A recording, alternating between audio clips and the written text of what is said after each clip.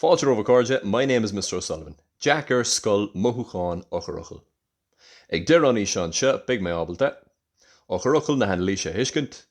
Eochairfhocail na hanlíse a úsáid. Mothúcháin an dáin. Grá, love. An Mothúcháin is láidre, the strongest emotion. Sadáin se, in this poem. Grá máthair, a mother's love.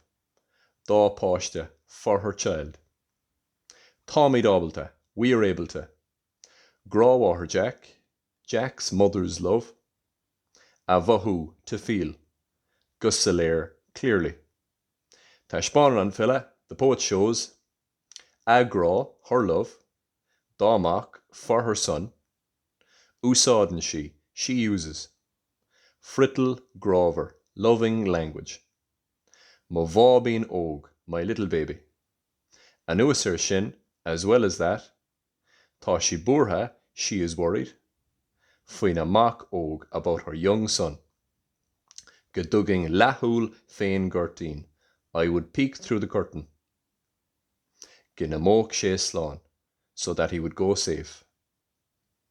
Cé go bhfuil, even though, ag dullar Scoil, going to school. Big Jeaic will be. I gcónaí, always.